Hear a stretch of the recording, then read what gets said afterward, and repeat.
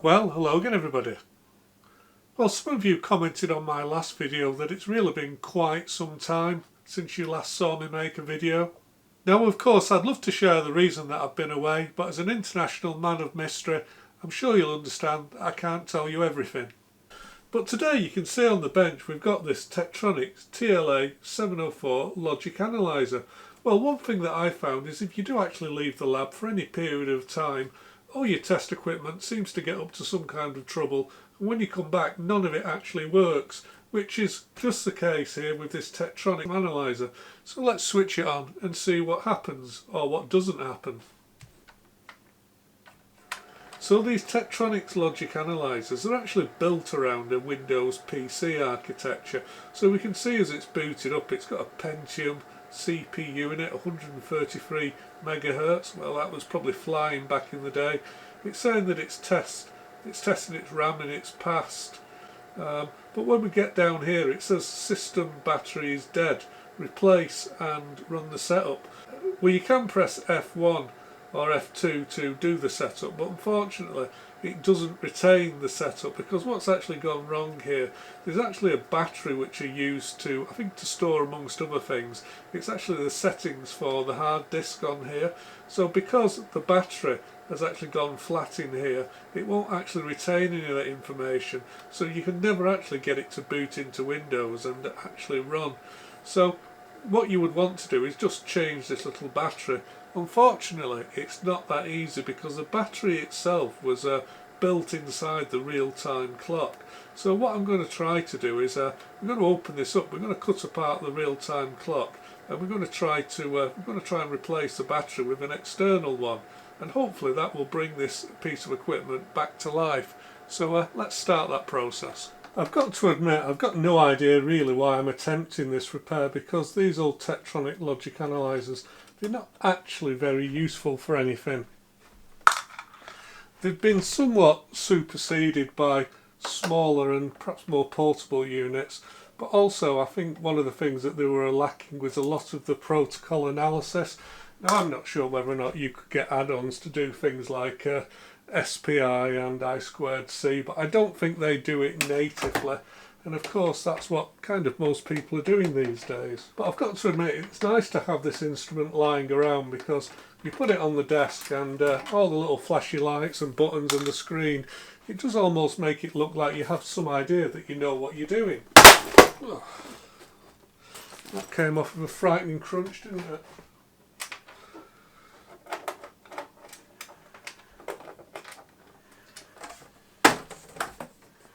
I've got to admit, I can't quite remember what side the real-time clock's on. It's kind of a 50-50 chance. I'm going to try this side because the power supply board is on that side, so maybe it's over here.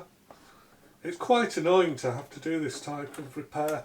It seems strange that they did actually bother to put the memory, the backup battery, inside the real-time clock, because I seem to remember quite a lot of computers, in fact even modern computers today, they actually do have a little backup battery, a little button cell that's usually on the motherboard, and it is actually accessible, but no, not the case for these. Okay, we got lucky, so we have got the right side. So this plastic rectangle that you're looking at here, this is the Dalas DS12887. So within here you've got a real-time clock IC, but on top of the IC they actually glued a button cell which is actually used as a memory backup, and that retains the settings for the hard drive and the disk configuration. So the problem is, even though you can actually switch the unit on and configure the hard drive, for whatever reason when you restart it, it immediately forgets that configuration and it won't load Windows.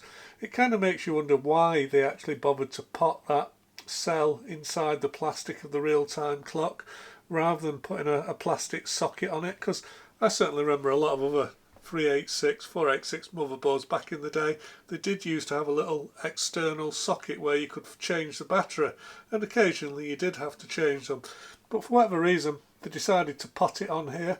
Now, even more annoyingly, you can't actually just take this chip out because it's soldered into the board, and it's not very easy to get out anyway. You've got to do quite a major disassembly to actually get at that.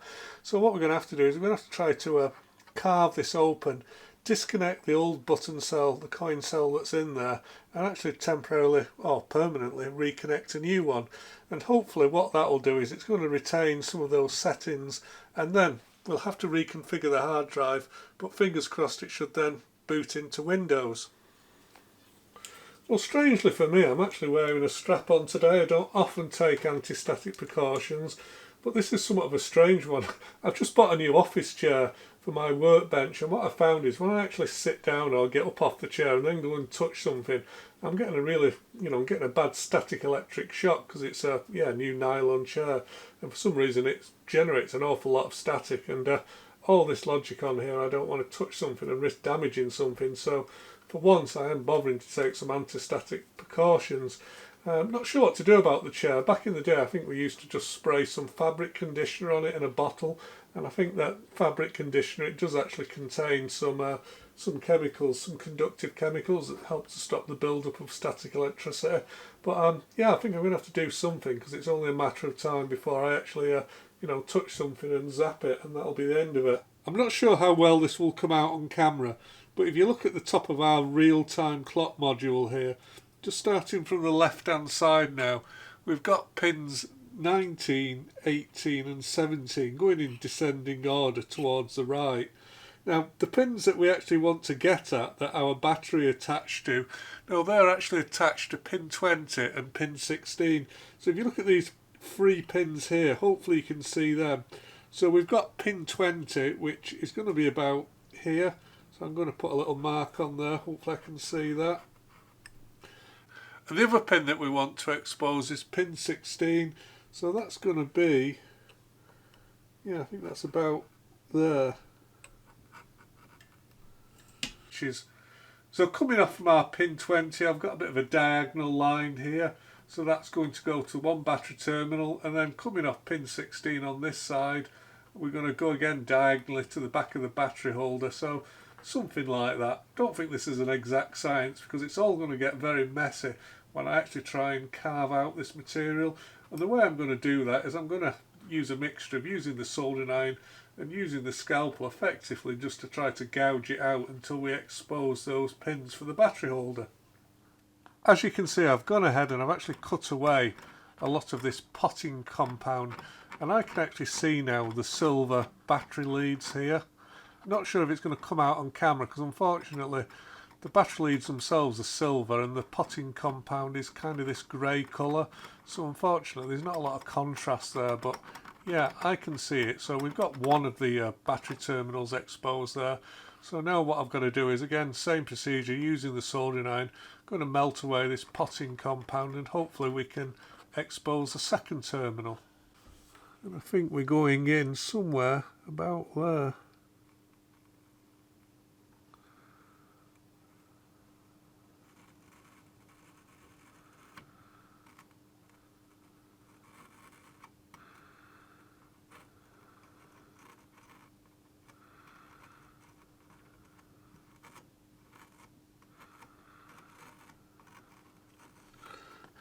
Hopefully you can see that I've gone ahead and I've just exposed both battery terminals. They're actually a bit easier to see when you give it a wipe with some solvent. So what I've got to do next is solder some wires onto those and then attach those new wires onto the new battery. I do wonder what the voltage is across this cell, how much is actually remaining. Let's see if we can just get on there.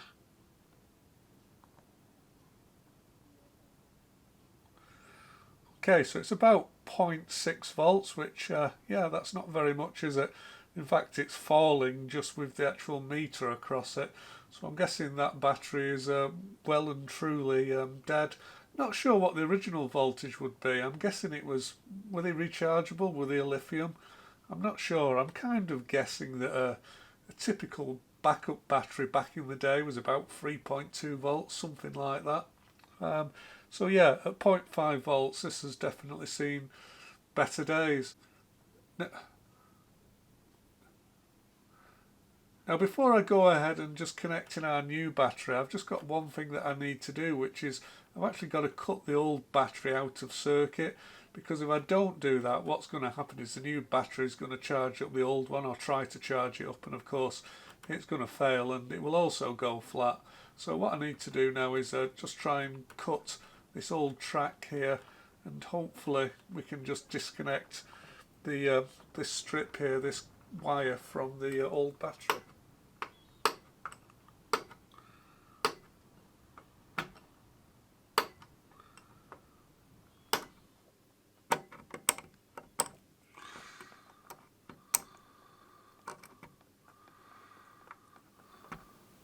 So just checking with the meter, I can actually see that the voltage had risen a little bit, and our old battery had gone from about 0.6, I think it was about 0.8 there just after I cut the track.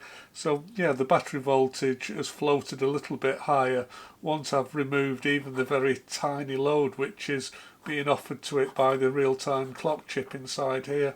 So yeah, I've got that disconnected now, so yeah, that's good. So now in theory all I've got to do is reconnect our new battery, and well, yeah, in theory jobs are good, and that's a theory anyway. So this is the coin cell battery holder that I intend to use. So I've extended the wires coming out of the back of the battery holder just to give me something a little bit longer to work with, and I've also just coloured one side of it red because I want to make sure that I do put this the right way around. And again, I've also put a little red cross on here just to indicate the positive side. So I think I can actually go ahead and solder this on now.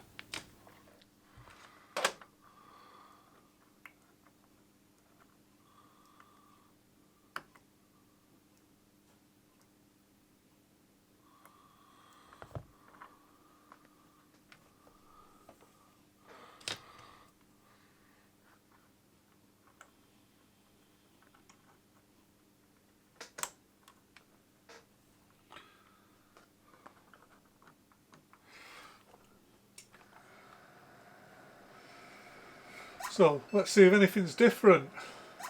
Okay, so we've powered it up and we've got this warning here that the system CMOS checksum is bad. We need to run the setup. So yeah, that doesn't sound good, does it? But one thing that's disappeared is, I'm sure we had a warning on here at the start saying that the real-time battery was flat, replace battery, or something, some warning of that nature. So it appears that that one is now cleared. So it says press F2 to set up. So have we got an F2 button on here? I'm guessing it's, do you have to press caps F2? Is that F2? How do we F2? Okay, that's a little bit annoying. This keypad doesn't seem to be working. I mean, it's lighting up, but yeah, I don't think that's working properly. I think maybe the problem is that this keypad doesn't get enabled until the Windows is actually booted up. So I think I'm going to have to plug in an external keyboard, which is a problem in itself because, of course, it's a PS2 connector. Now, the amount of keyboards that I must have thrown in skips that had PS2 connectors, I dread to think how many that must be. But right now, can I find a PS2 keyboard? Got no idea. Let me go diving in the dumpster. And by the power of Grayskull, I have the power. Well, I'm afraid I am actually refilming some of this video slightly out of sequence because I have been playing with it off camera. Now, previously I did actually go in, and I've set the date and time on here, and it is retaining the date and time. So all that's actually good, but as you can hear, the unit is actually beeping in the background. And from memory, I'm going back to my, I don't know, 286, 386 days. It's been 30 years since I played with this type of thing. I actually think it's giving me a beep code because it can't detect the hard drive. Now at the moment it is actually talking about an IDE adapter on master 0, and it says it's 21 megabyte disk. The reason it says that is because I was just playing with the disk settings earlier. It isn't actually detecting that. So I think if I scroll down, and this is where maybe I could do with some of your help, I assume I just have to press enter here, and in theory it says attempts to automatically detect the drive type for drives that comply with ANSI specifications. Well, previously I did replace the drive that was in here, the IDE drive, with a solid state drive. That did work. So if I press enter now, well, unfortunately it's not actually detecting anything. Now it does give us an option to automatically enter the drive information.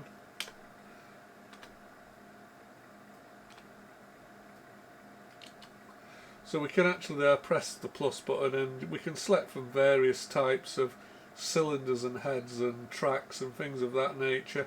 But obviously I've got a solid state drive in here now which doesn't have cylinders or heads. I don't know about sectors or any of these things. So I don't know what to actually enter here, and it doesn't seem to be auto-detecting. Now previously I did have problems with this, again failing to detect its hard drive. So what I think I'm going to have to do is, I think that I am going to have to pull all the front of this and remove the hard drive, and maybe plug that hard drive into an external adapter just to check that it's actually readable. It could also be maybe a loose connection with the IDE cable, because previously again I had problems with this unit. When it first arrived it wasn't detecting the hard drive. That's one of the reasons that I did actually replace the hard drive with a solid state drive, because I think it was on the blink. Now this unit itself, it probably hasn't been powered up in about 5 years, but I'm guessing that wouldn't actually cause the hard drive to lose all its data, would it? I don't know very much about hard drives. I think they're non-volatile, but I'm not exactly sure.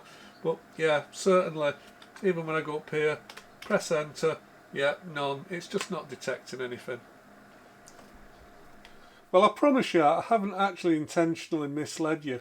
I was absolutely sure that I'd actually replace the hard drive in here with a modern solid state drive. But looking at it, this is just one of those miniature IDE drives. So I've got absolutely no idea why I seem to think in my head I replaced the hard drive in here. I guess it's just memory playing tricks on me.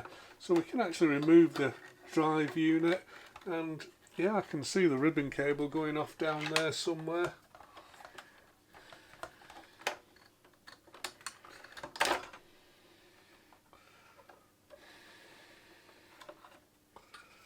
Now there is actually some information on there. Maybe we need to take it out of the cradle and just to find a little bit more about it. Now I don't have any links or anything set on there.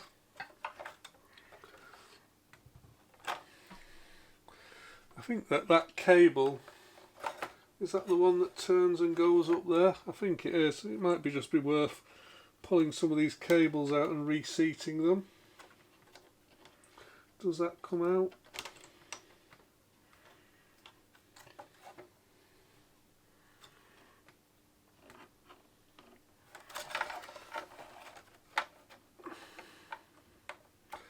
Yeah, I think that's the hard drive cable.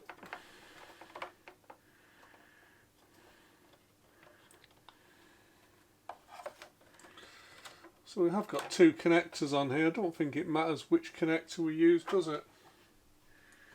It says we've got a Seagate drive. The model number is an ST9840AG.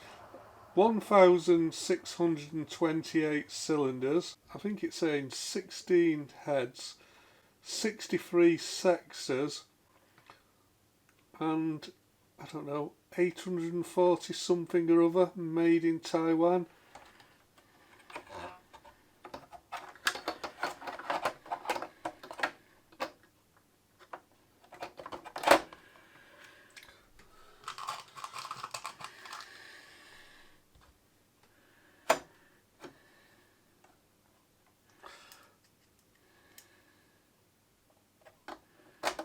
I think I'll just put one screw in, and I'm going to put the front on, and I think we'll just have another go at maybe trying to type that information into the setup parameters for the hard drive. You know, I thought there was a way to kind of hang these on the front while you did testing, but I might be wrong.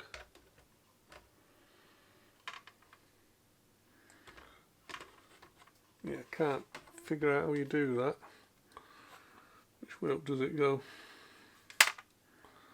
Yeah, it does go that way up. Let's plug that in. Keep touching that.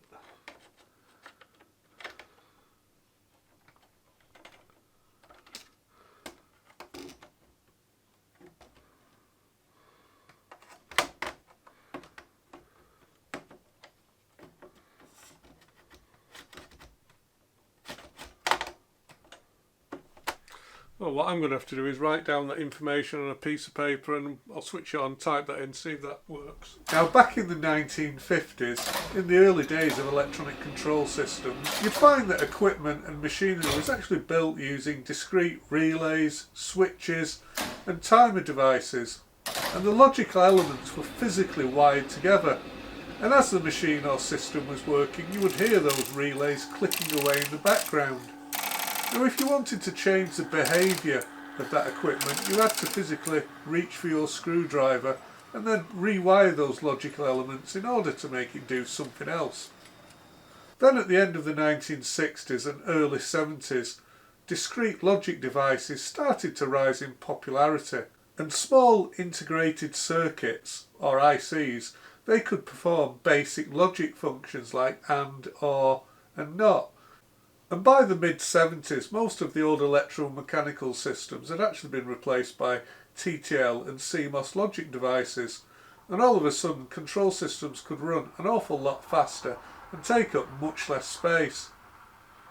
Now over time the complexity of these control systems actually grew, as did the number of discrete devices that had to be installed on the circuit boards, and also the number of interconnections between those devices increased almost exponentially. Now with these more complex circuit boards with lots of devices, it was very important that all these devices worked together. You had to have the signals in the right place at the right time. And tracking all those various signals and making sure that they arrive at the right time, that's really where the logic analyzer comes into use. So a logic analyzer can capture dozens and in some cases hundreds of digital signals all at once and then display them in the form of a timing waveform diagram. And those timing diagrams show how the logic levels, they show how our zeros and ones change over time. So for the engineers working on these control systems, they could actually now see how all those logic gates, counters, flip-flops, they could see how they all interacted with each other. Now unlike an oscilloscope which measures analog voltage and waveforms, a logic analyzer deals purely with digital states, so it's highs and lows, zeros and ones. So a piece of equipment like an oscilloscope can show you a signal at any one place in your design, but a logic analyzer can actually show you what your system's actually thinking. So as systems grew more complex, so did the type of logic analyzers, and they became the eyes of the digital designer, revealing timing glitches, race conditions, and sequence errors that just wouldn't be visible to the naked eye. Now when I started in industry around the 1990s, there was still quite a lot of discrete logic around, and it's before the advent of what I call microcontrollers, so there was a lot of discrete things like microprocessors, Z80s, 68000s. They all had to be wired together with various memory devices, and logic analyzers, well, they were really the king. It was an everyday tool to use. Now back in the day I used to use, I think it was a HP logic analyzer, something like 16500 series. That would probably cost the average price of a small house back in the day. And I used to see this piece of equipment sat in the corner with all the grey beers huddled around it, and yeah, I used to dream of owning one of those. Of course, many years later, I actually owned several of them because the prices have dropped because they're not really used anymore. But back in the day, I think that the HP 16500 was really the peak of logic analyzers for me. So in my working career, I've definitely seen the shift from discrete logic then over to microprocessor systems, which were still really discrete because they had things like separate EEPROMs, separate RAM, separate counters, separate I/O. So even with microprocessor systems, you still had a lot of discrete devices which had to be connected to the microprocessor system to make it work. But that soon changed with the development of the device called the microcontroller. So what a microcontroller does is it actually combines maybe several discrete devices, including the main microprocessor.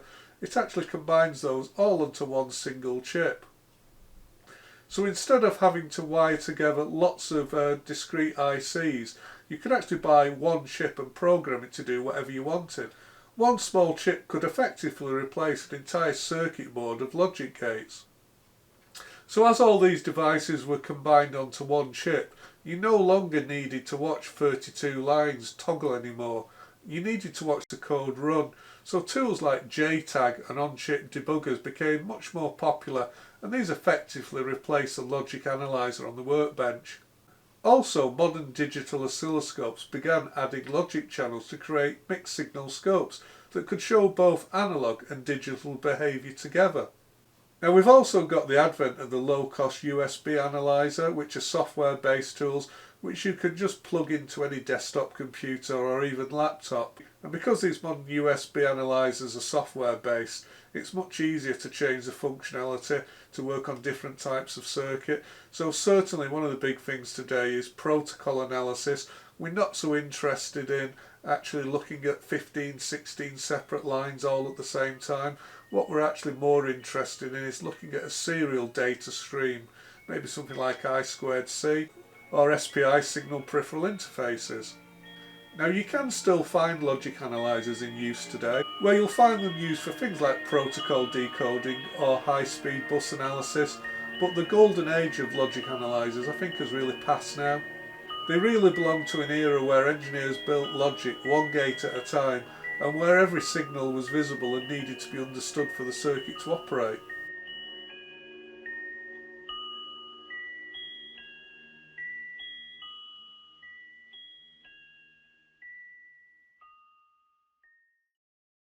So I went ahead and I've loosely put this back together, haven't put the side panels on yet, just in case it all needs to come apart again. Let's try switching the power on, see if we get any further.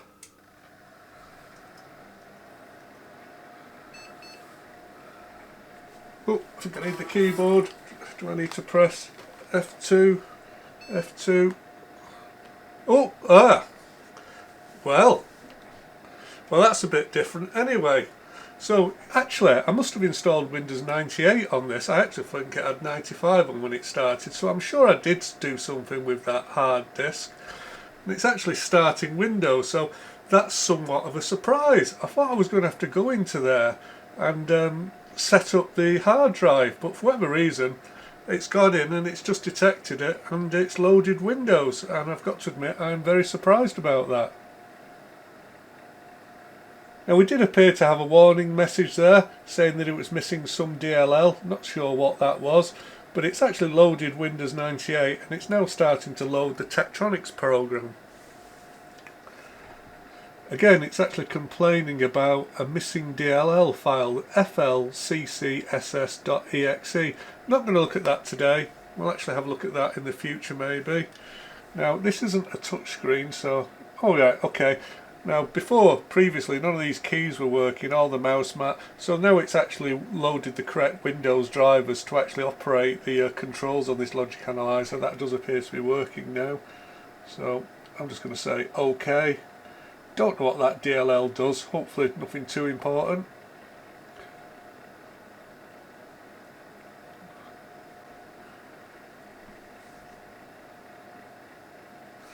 Well, it is actually somewhat complaining. TL software internal error. It says it's going to terminate the application for assistance. Contact, I guess it's contact Tektronix for telephone support. Well, I'm not very hopeful that that's going to actually happen. Let's try OK. I think for what it's worth, let's just try restarting it.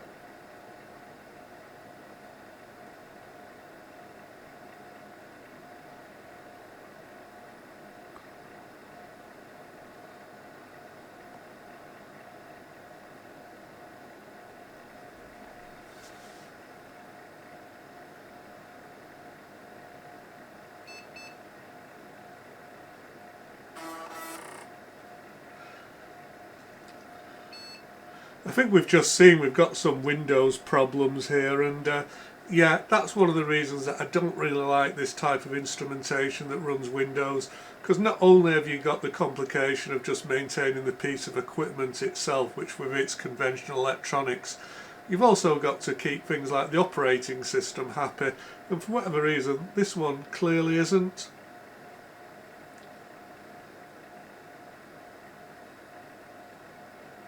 Oh, well, after restarting the machine we didn't seem to get that error message, did we? And in fact we've had no error message. So yeah, obviously all a little bit flaky. But one thing is, we don't actually appear to have any warning messages now, so no idea what happened then. Now, it's actually been 10 years since I operated this logic analyzer. I've got absolutely no idea how to operate it, I just cannot remember. I'm going to wonder if can I just go up here and press run, will it do anything? Let's try that, it's worth a try. Run. Yeah, well, looks like it is in fact doing something, but I know not what. So I'm going to take that as a win. I actually think we better shut this down and leg it before anything else goes wrong. So until next time, keep well, and I hope to see you again very soon. But bye bye for now. Bye.